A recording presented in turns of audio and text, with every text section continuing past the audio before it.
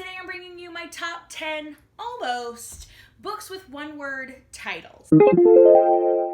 So I originally got this idea from the blog post idea list from Top 10 Tuesday, and I will link that down below so you can find it. I just really liked a lot of their suggestions that they're doing, and although I'm not posting this on a Tuesday, and I actually am going to have 12, it's still going to be fun to do, and I think I might just kind of go through and pick some out. I probably won't work along with them. They always have one for every Tuesday, like all through the year. So if you want to follow along, again, I'll have them linked down below. But for today, I decided to do one-word titles. So all of these picks today all have one-word titles, and they're among some of my favorite books. So let's dive in. So coming in at number 12 is Asylum by Madeline Rowe. And this is a series that I recommend at my high school all the time. It's kind of spooky, very atmospheric, and I think perfect for fans of Miss Peregrine's Home for Peculiar Children. Essentially, these three students meet up at this kind of pre-college summer school event. I don't remember really what they called it, but it was some program they go to, and our main character ends up staying in a dorm room in a building that used to be, I bet you can guess it, an asylum, and a lot of things go down with that. Very spooky, very fun. Again, there's a whole series that goes with this. Highly recommend picking these up. Coming in at number 11 is Caraval. This is by Stephanie Garber. Again, this is a series, and I read books 1 and 2 and really, really love them. I still haven't managed to get to book 3 yet, but hoping to do that soon. This is basically like a magical traveling carnival with magical elements and kind of a murder mystery element, and again, very atmospheric, a lot of fun. I feel like it was like just very magical, romancy. So definitely be ready for the romance that is in this book, but it's a lot of fun. I really enjoyed it, and I'm hoping to pick up the third book soon. Coming in at number 10 is Refugee by Alan Gratz. I did a full review for this video, which I will link down below and up in the cards. This book is absolutely fantastic. This is a historical fiction middle grade novel that follows the story of 3 different children across 3 different timelines in 3 different countries, all finding themselves as refugees fleeing their home country. And it's very heartfelt, and when it all connects at the end, it really hits the feels. So I really enjoyed this one. Definitely check out my review, and definitely check out some Alan Gratz books if you have not yet. Number 8 on my list is a graphic novel, and that is Nimona. This is by Noelle Stevenson, and I absolutely love this graphic novel. I have to say, when I first started out as a librarian, I wasn't sold on graphic novels, but this is one that I have found that I absolutely love. It really plays on kind of the good guy, bad guy trope, and we have our crazy main character, Nimona, who is a shapeshifter in the middle of it all, and I just really love the outcome of this book. The artwork by Noelle Stevenson is just amazing, so I highly recommend checking this out, especially if you like graphic novels. Coming in at number 8 is Illuminate by Amy Kaufman and Jay Kristoff. This book is absolutely amazing. It's all written in the form of like a dossier, so there's no actual like direct prose text to you, the reader, for you to be reading about these characters and to get to know them, but yet by the end you still absolutely care about them. And also, this is all set in outer space, which is not something I typically like in a book, but I was just absolutely captivated by this book. And again, it's in like a dossier format, so there's emails in here, there are transcripts, just different things in here to tell you the story, and it's a fantastic way to do it. It's very interesting, and although it looks like quite a chunker, it's over like 600 pages. It goes so fast. So it's got kind of everything involved in any crazy story, all set in these ships in outer space. Highly recommend checking out Illuminate. Next is number 7, and for me, that is You. This is by Carolyn Kepnes, and if you haven't yet watched the Netflix adaptation, originally I think it was on Lifetime though, you should definitely check it out as well. I haven't read the sequel, but I really enjoyed this one. I think the audiobook might be the way to go with this because it's so chilling because it's in second person. Everything is literally directed at you. Like when you walk into the bookstore and when you do this. So it's totally creepy.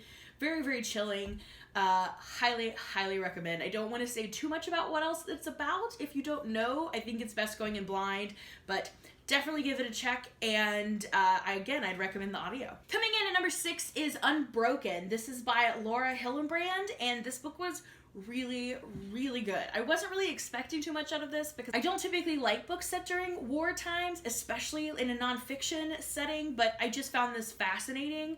I never really read a perspective of somebody who was a prisoner of war during World War II in the Pacific area, and I just found it very interesting. We did read this for a book club that ended up kind of falling apart, but it was very interesting to talk about what we saw, and there is a young adult adaptation now that I recommend all the time to my high school students because I think this is just a really interesting story. I think there is a movie adaptation, but I haven't seen it. I'm not really that interested in it, but I bet either way you get the story, it would be really, really interesting. Coming in at number 5 is Sadie. I got a copy before they put the cover on it, so I'm going to pop a picture up of the actual cover because it's awesome.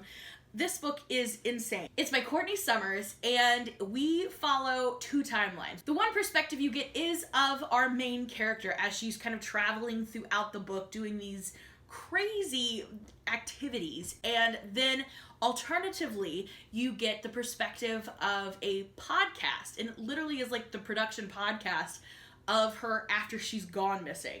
So you don't really know what's gonna happen all along, even though you're following 2 different timelines essentially of the same person. But it's fascinating, but it's really dark, so be prepared for that. I read this before the audiobook was available, but I've heard the audiobook is absolutely fantastic. I think they do a lot with the podcast, so that might be something you want to check out, but I would definitely recommend Sadie. Number 4 for me is Shout. This is by Lori Halse Anderson. This is kind of her own poetic narrative memoir, and it's, again, really dark, but very powerful at the same time. This ties in with another book that she wrote that might be making an appearance later in this list. Coming in at number 3 is a book that gets, honestly, a lot of hate here on BookTube and just in general, but it is kind of a guilty pleasure, not even really that guilty of a pleasure for me. I love this series. I've reread it several times, and I just really enjoy it. It's totally cheesy, but in a very good way. Like, if you like the Twilight cheesiness, then I feel like you'll like this, and that is Shiver. This is by Maggie Stiefvater. She's one of my favorite authors, and even though these are totally cheesy, like I said, just like in Twilight, it's just a lot of fun to read.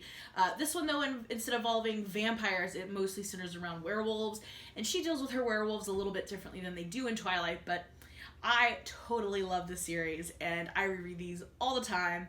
Absolutely love Shiver by Maggie Stiefvater. Coming in at number 2 is one of my all-time favorite books. I recommend this all the time. I love this book. I really don't see too many people reading it, though, and I highly, highly recommend it, and that is Stolen. This is by Lucy Christopher.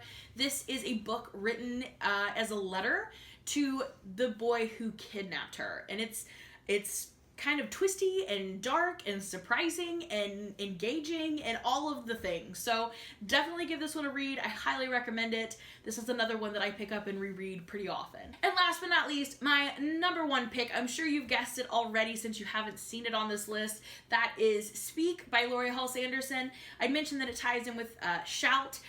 This is a book about a young girl who is sexually assaulted in a high school setting, and then she has to deal with seeing this boy in school, and basically just her finding her voice after she feels like taken away from her. And it ties in with Shout because Shout, the poetic memoir I mentioned earlier, is kind of the author's actual story, especially considering everything happening after she released this book. So I think they go really, really well together, but for some reason Speak just really stands out to me.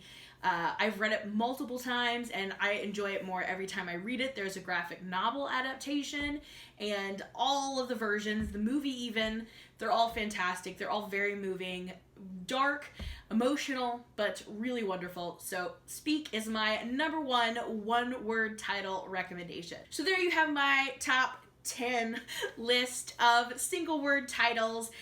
Again, I will have the creators of these ideas linked down below. I'll have their blog list linked down below. And that's all I have for you today. Were any of these any books that you have on your list of top one-word title favorites? Do you have any that you would recommend that I didn't mention here? I'd love to hear about it down in the comments. Thank you so much for watching. I'll see you again in another video soon. Bye for now.